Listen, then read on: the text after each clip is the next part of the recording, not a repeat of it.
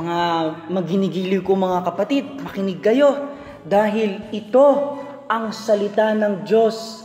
Ang salita ng Diyos, kaya ito'y galing sa Diyos at ito'y magbibigay sa atin ng kaligtasan. Amen? Amen! Kaya nga po, yes. Gandang gabi po, brother. Gandang gabi din. Maupo ka para malaman mo kung saan galing ang Biblia natin. Ha? Sige. Ang Biblia, mga kaginigil ko mga kapatid, ay salita ng Diyos. Hindi po ba? Amen! Kaya nga po kung gayon, ay nagmula ito sa Diyos. Amen? Amen! Di ibig sabihin, ito ang kailangan natin upang maligtas. Kung ito ay mula sa Diyos, tiyak ako na sapat na ito para tayo'y maligtas. Amen! Amen! Bakit? Medyo naguguluhan lang po ako. Hindi po ba natin kailangan ng simbahan para maligtas? Tumpak! Hindi na.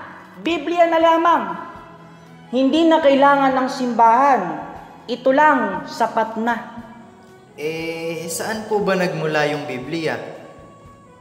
Aba, di sa Diyos nga. Tama pong nagmula ang Biblia sa Diyos. Pero ang ibig ko po kasing sabihin ay, papaano po ba naibigay yung Biblia sa atin? Nalaglag po ba siya sa langit? Teka lang, anak. Ang Biblia kasi ay galing sa Diyos.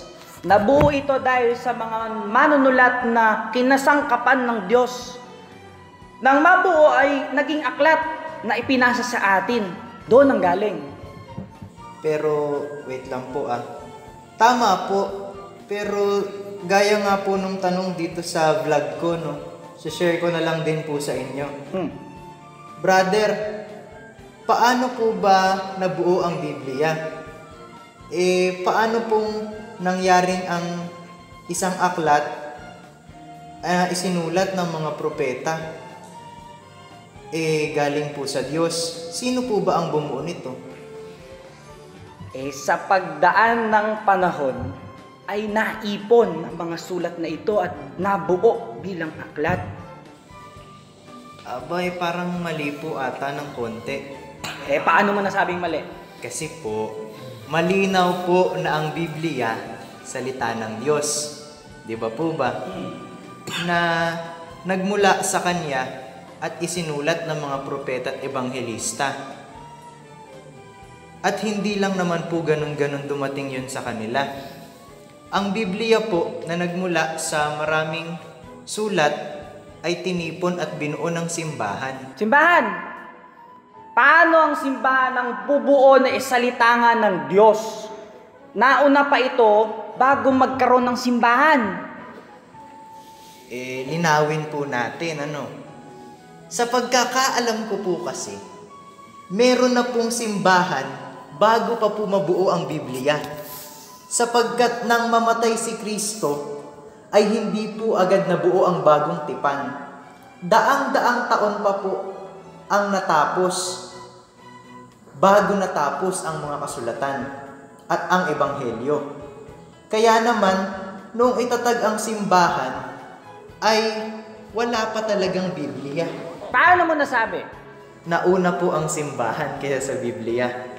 Kasi noong taong 33 AD po, itinayo ni Kristo ang simbahan. At mula po noon, wala pa namang nakasulat kahit isang bahagi ng bagong tipan, kung alam nyo po. Unti-unti pa lamang po itong nabuo mula sa mga sulat at mga ebanghelyo noong halos 40 taon na ang simbahan.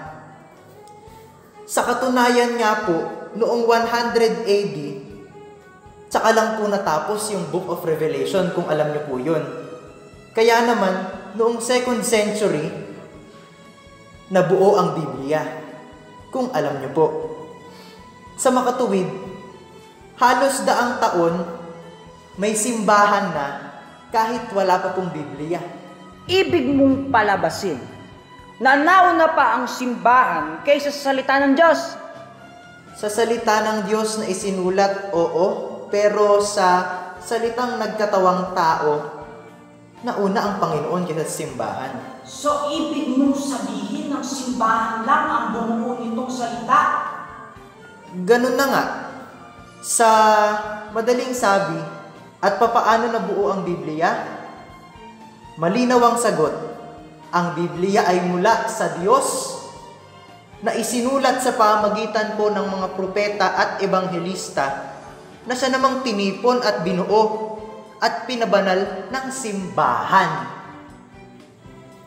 Kung gayon, may Biblia kasi may simbahan. At may Biblia kasi galing ito sa simbahan. Tama. Kaya naman, hindi lang tamang sabihin na Biblia lang ang makapagliligtas. Dahil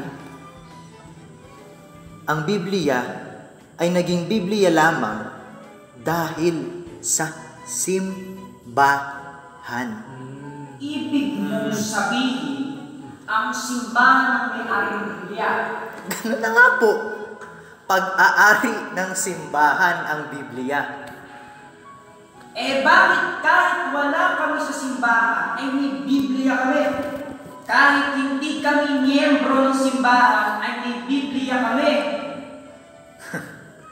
Pagkat kinuha niyo po ito mula sa simbahan, nang ayaw niyo nang sumunod sa simbahan, nang ayaw niyo nang pasakop sa mga utos at turo ng simbahan.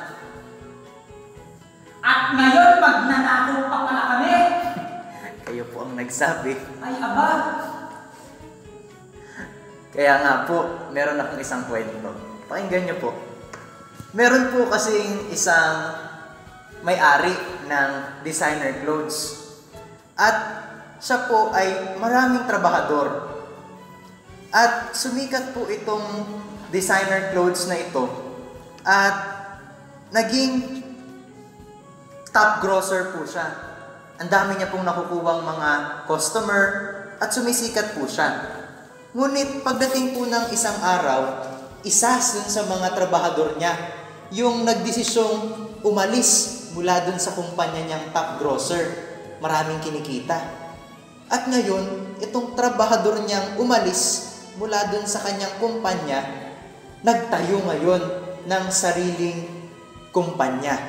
Nagtayo ngayon ng sariling designer clothes. At dahil galing siya dun sa kumpanyang top grosser, ang ginawa po ngayon itong trabahador na to, kinopya niya, ginaya niya yung mga disenyo nung top grosser na pinanggalingan niya. Kaya nga po, tatanungin ko po kayo, ano pong tawag doon sa trabahador na yun? Magnanakaw. Kinuha niya yung design. Ginamit pa niya para sa sarili niya. Magnanakaw? Oh! Hindi kanya yon, pero inangkin niya. Hindi kinikilala yung pinagmulan. Ginamit niya para sa sariling kapakanan. Malinaw! Malinaw niyang yung design na yon. Kung gayon, ganun din po sa lagay ng Biblia. Hiniram, ginamit ng maraming tao sa labas ng simbahan ang Biblia dahil ayaw na nilang pasakop sa mga turo ng simbahan. Dahil malinaw na ang Biblia ay pagmamay-ari ng simbahan. Muli na namang nasagot ang isang tanong sa aking vlog. Saan galing at sino ang pinagmulan ng Biblia? Ang Diyos ang pinagmulan sa pamagitan ng simbahan.